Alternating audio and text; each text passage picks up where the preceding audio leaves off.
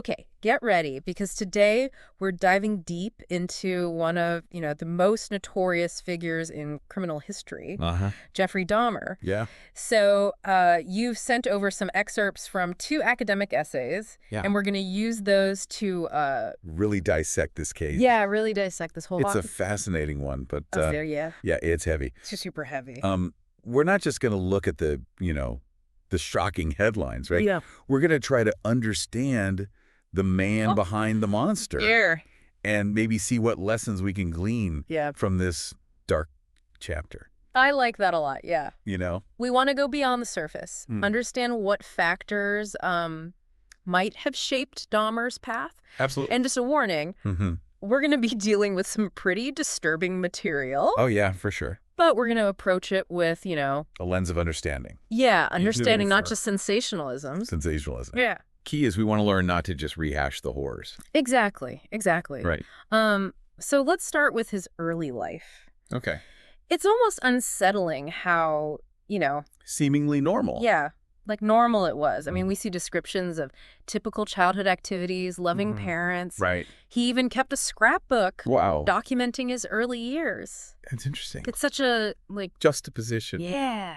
It's so at odds with the crimes that he later committed. It is, and that contrast is important because we often try to pinpoint a single event or factor that creates a monster, right? But Dahmer's case really demonstrates the complexity of these situations. The nuance. There's rarely a clear-cut origin story. Yeah, totally. You know what I mean? Yeah. So there are, however, some turning points that I think are worth examining. Okay. Like his hernia operation at age 4. Okay. His mother's struggles with, her own mental health around that time, and Dahmer's increasing withdrawal and isolation. Right. So this raises some interesting questions, right? Yeah. Could that lack of emotional support during a stressful medical event have played a role? How common are these personality shifts after potentially traumatic experiences in childhood? These are areas where further research could be really insightful. Totally. I think it's fascinating and a little creepy to read about the descriptions of his personality change. Yeah. Like the detail about Dahmer's, happy, youthful smile fading into a motionless, blank stare. Wow. It's almost like a visual representation of the darkness taking root. That's a great way to put it. It's a reminder that childhood trauma can manifest in many ways. Right. And sometimes the outward signs are very subtle. Then we move into what you might call Dahmer's budding darkness phase. Okay. Right. And it starts with a fascination with animal bones at just 4 years old. Oh, wow. So young. Yeah. 4 years old. Then progresses to collecting roadkill, dissecting carcasses. And his father, we can't forget the fact that his father actually encouraged his interest in chemistry. Yeah. Even helping him dissolve animal bones with acid. That's wild. Dahmer's stepmother recounts him using acid to strip meat from bones. Which now seems like a chilling foreshadowing. Absolutely. Yeah. This begs the question, right? What's the connection between this kind of early interest in animal cruelty and later violence toward humans? Right. Is it a reliable predictor? That's a question that criminologists have been grappling with for a long time. Right. It's not a foolproof indicator. Right. But studies have shown a disturbing correlation between cruelty to animals in childhood and later violent offenses. Yeah. It often suggests an impaired sense of empathy and a lack of inhibition when it comes to inflicting pain. So as Dahmer enters his teenage years, we see this pattern continue. The isolation deepens. The fantasies of control and violence become more pronounced. Right. Then at 18, he commits his first murder. 18. His parents' divorce happens around this time as well, adding another layer of turmoil. Adolescence is such a crucial period for developing healthy coping mechanisms. Absolutely. And a solid sense of self. Right. When those foundations are shaky, as they clearly were for Dahmer. Right. The potential consequences can be devastating. Totally. And that brings us to his adult crimes and that truly horrifying modus operandi. Right. He would lure victims with promises of money or alcohol, drug them, and then engage in these horrific acts of necrophilia and dismemberment.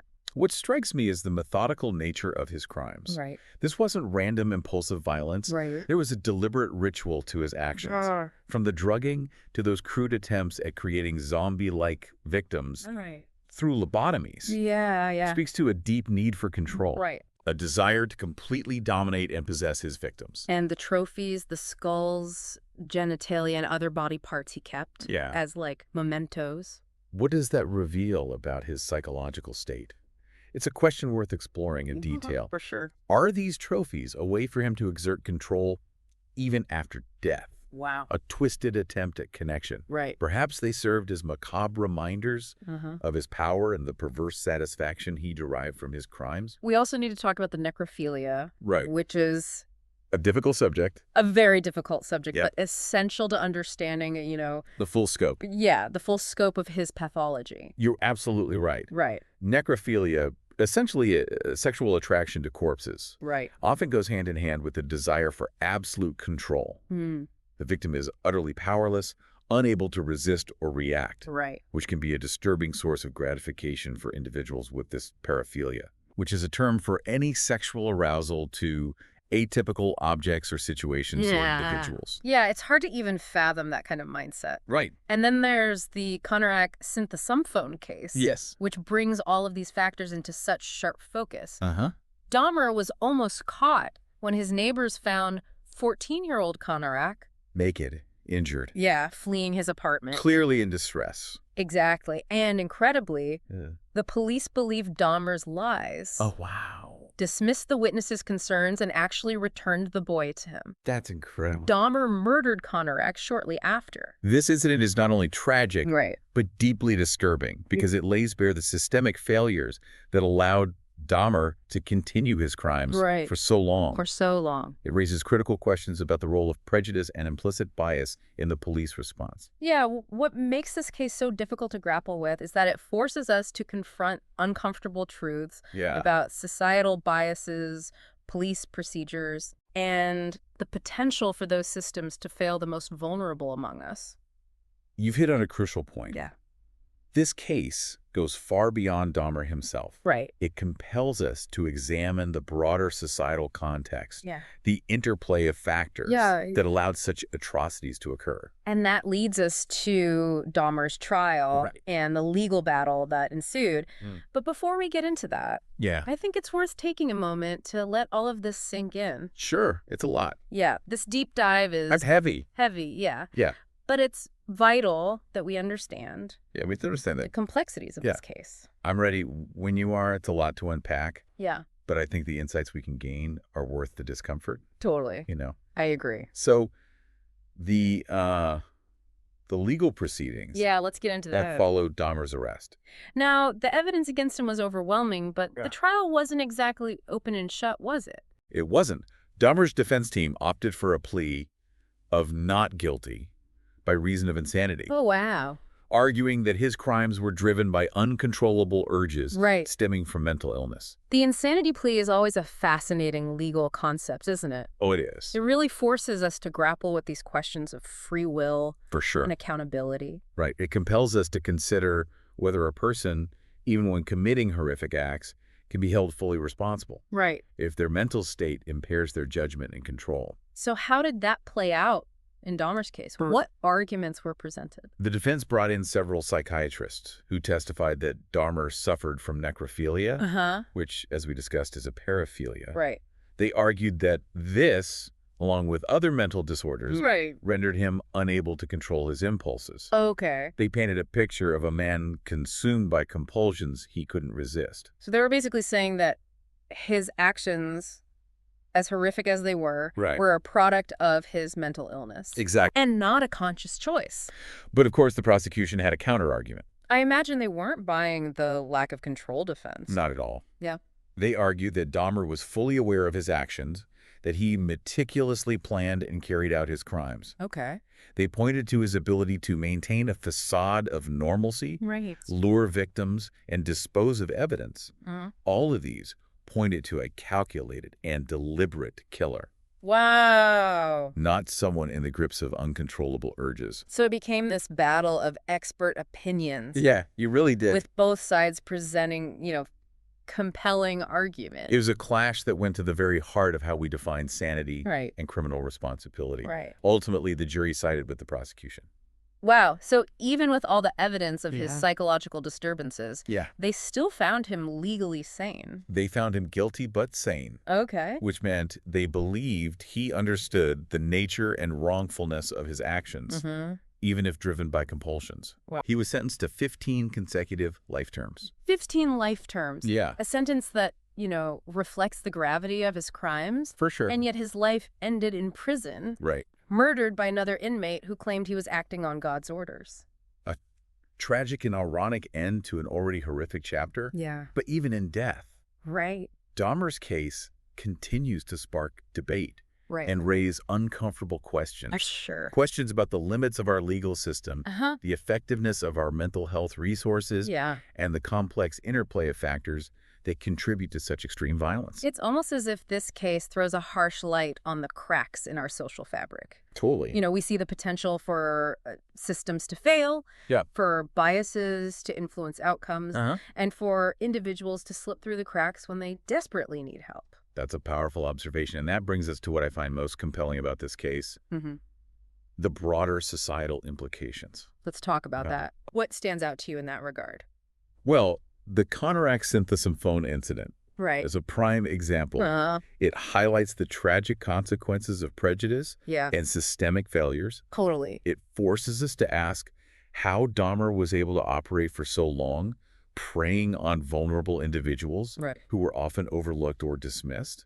It's heartbreaking to think about that the young boy could be so close to escaping only to be sent back to his abuser because of assumptions and biases. It speaks volumes about the power dynamics at play. Yeah. Dahmer was able to exploit societal prejudices, particularly against racial minorities, and those perceived as LGBTQ+, to manipulate the situation to his advantage. It's a stark reminder that justice isn't always blind. Right. That systemic issues like racial profiling, homophobia, and inadequate police training can have devastating consequences. Precisely. And this case serves as a powerful call to action. Yeah. It compels us to examine those systems, identify the flaws, and work towards creating a society where everyone feels safe, seen, and protected. I completely agree. Yeah. This deep dive has been incredibly heavy. It has been. But also incredibly illuminating. Yeah, it has. We've gone beyond the sensational headlines and grappled with the complexities of this case. We've explored the psychological factors, the societal influences, and the legal battles, all with the aim of understanding, not just judging. And that understanding, while uncomfortable at times, is essential if we want to learn from the past and prevent future tragedies. Yeah, it's like that Dahmer's case really, exposes the vulnerabilities in our systems. For sure. And how someone so disturbed can just exploit those weaknesses. Exploit them, yeah. And he targeted individuals who were less likely to be missed or have their stories believed. That's a chilling but accurate observation. Yeah. He was able to manipulate not only his victims, but the systems that were designed to protect them. Right. It's a sobering reminder that predators often thrive in the shadows, preying on the marginalized and the overlooked. It's truly terrifying to think about. Yeah. So where do we go from here? Right. What can we actually do with this knowledge to prevent something like this from happening again? That's the crucial question, right? Yeah. We can't just acknowledge these horrors and move on. We need to translate this understanding into action. Yeah. For me, it starts with awareness. We need to educate ourselves and others about the warning signs of predatory behavior. Right. The subtle ways that bias can shape our perceptions and actions. I think you're right. We have to be willing to have these uncomfortable conversations. Totally. To shine a light on these issues. Yes. Even when it's painful. Absolutely. Silence and denial only perpetuate the problem. Right. We also need to advocate for more robust mental health resources, accessible and affordable treatment options. Early intervention is crucial. Who knows what might have been different if Dahmer had received the help he needed when those disturbing tendencies first emerged. It's a haunting thought, and it brings me back to the Controversies synthesis phone case. Yes. What concrete steps can we take to ensure that law enforcement responds appropriately in these situations, that they don't just dismiss concerns based on assumptions or prejudices? Police training needs a complete overhaul. Yeah. When it comes to recognizing and addressing implicit bias. we need to hold law enforcement accountable for their actions and create systems that prioritize transparency and justice for all, regardless of their background or social standing. It feels like such a massive undertaking to change these, like deeply ingrained. It is massive, no question. Societal patterns, you know. But I believe it's possible. Okay. Look at the progress we've made in other areas, like civil rights and LGBTQ plus equality. We can apply those same principles of empathy, understanding, and a commitment to justice to create a safer, more equitable society for everyone. I appreciate that perspective because this case could easily lead to despair. It could. But you're highlighting the potential for positive change. It's easy to get overwhelmed by the darkness, but I think it's crucial to remember that even amidst the horror, there are glimmers of hope. People are working tirelessly to address these issues, to create a world where tragedies like this are less likely to occur.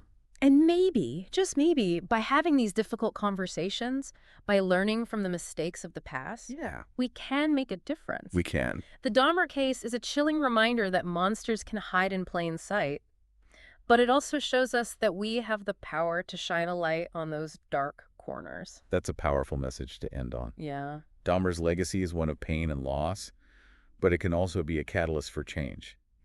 It's our responsibility to learn from this dark chapter and work towards a future where everyone feels safe, seen, and valued. Absolutely. Well, thank you for guiding us through this incredibly complex and challenging deep dive. Yeah, it's been a heavy one. Yeah. But you know, knowledge is only as powerful as what we choose to do with it, right? That's a great point to end on. I really appreciate your insights. My pleasure. Thanks for having me.